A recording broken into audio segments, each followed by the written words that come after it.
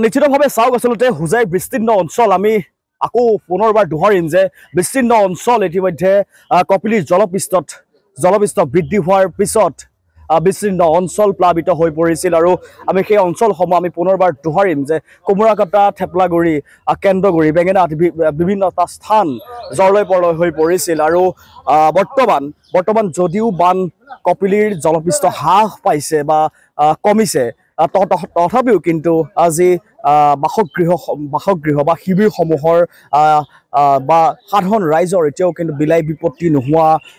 নোহোৱাৰ ইতিমধ্যে পৰিলক্ষিত হৈছে আৰু কেমেৰা সহযোগী ৰূপে দেখুৱাব যে আমি যি স্থানত উপস্থিত আছোঁ এয়া হৈছে হোজাই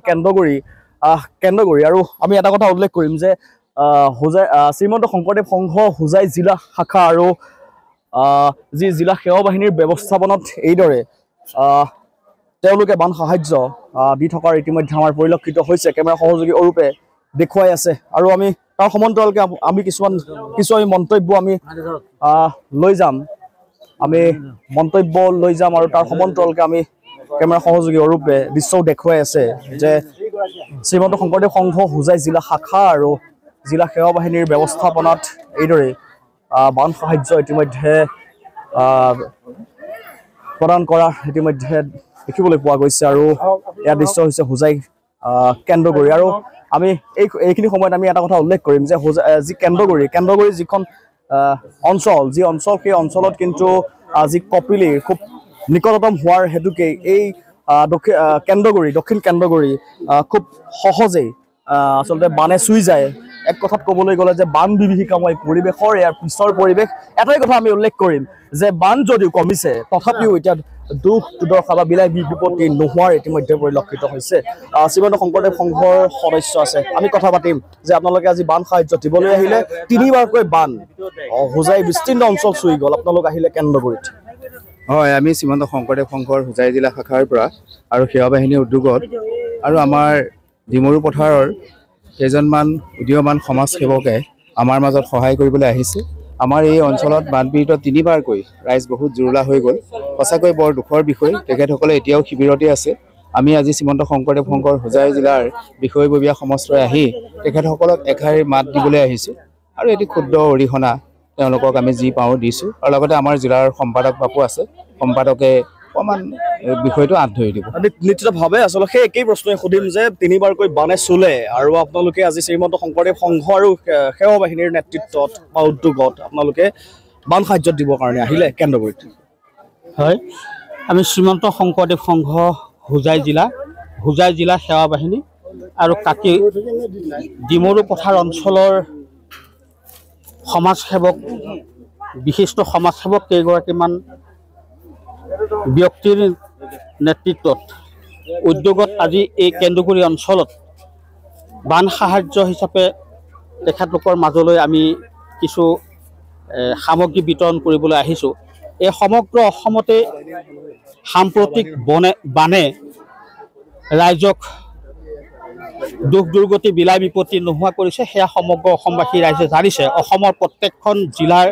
লক্ষ লক্ষ ভকত বৈষ্ণৱ এই বানৰ কবলত পৰিছে অতি মৰ্মান্তিক দৃশ্য এয়া সকলো হৃদয়বান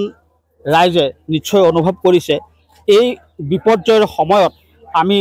অসমবাসী ৰাইজে তেখেতলোকক এটি সকাহ দিয়াটো আমাৰ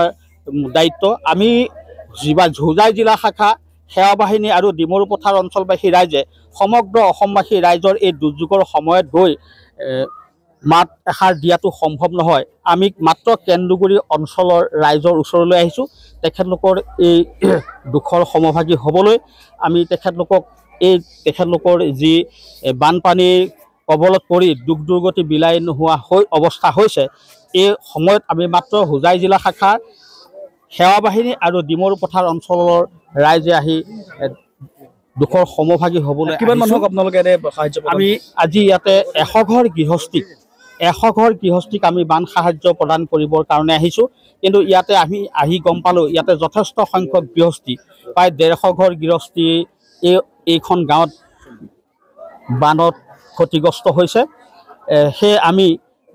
সকলোকে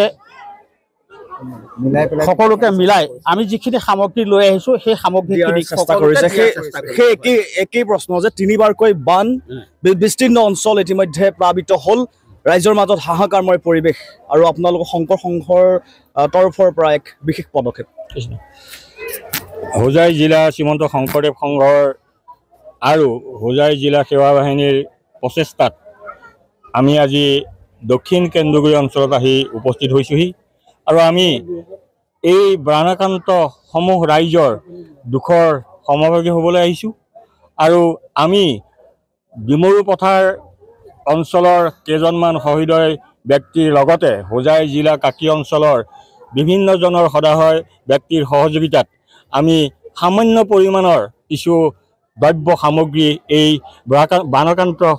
বাপ আই মাতৃ সমস্তক দিবলৈ আহিছোঁ। এয়া যথেষ্ট নহয়, কিন্তু আমি তেখেতসকলৰ দুখৰ সমভাগী হ'বলৈ আহিছোঁ। আমি যৎ সামান্য তেখেতক যি সামগ্ৰী আনিছোঁ সেয়া যথেষ্ট নহয় যদিও আমি তেখেতসকলৰ সমস্ত দুখৰ সমভাগী হৈ আমি তেখেতসকলক আজি একাষাৰ মাত দিবলৈ আহিছোঁ। ধন্যবাদ জনাইছোঁ। আৰু বানাক্ৰান্ত আছে, চৰকাৰৰ ফালৰ পৰা এনে কিবা আপোনালোকে পাইছিল নে বা 3টাকৈ বান গ'ল? 3টাকৈ বানত চৰকাৰৰ ফালৰ পৰা আমি কিঞ্চিত হিচাপে পাইছোঁ, নোপোৱা নহয়। চাউল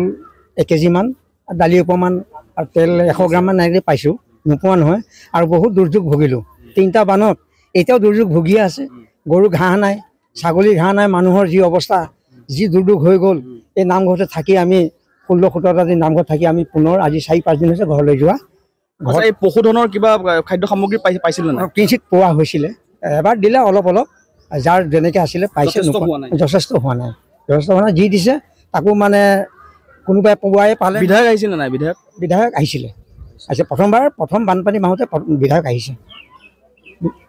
নিশ্চিতভাৱে আচলতে অৰূপে পৰিৱেশ দেখুৱাই যাওক। আৰু এইদৰে শ্ৰীমন্ত শংকৰদেৱ সংঘ, আমি পুনৰবাৰ ক'ম যে শ্ৰীমন্ত শংকৰদেৱ সংঘ হোজাই জিলা আৰু যি সেৱা বাহিনীৰ উদ্যোগত এইদৰে হোজাই যি কেন্দ্ৰগুৰি অঞ্চলত এইদৰে আহি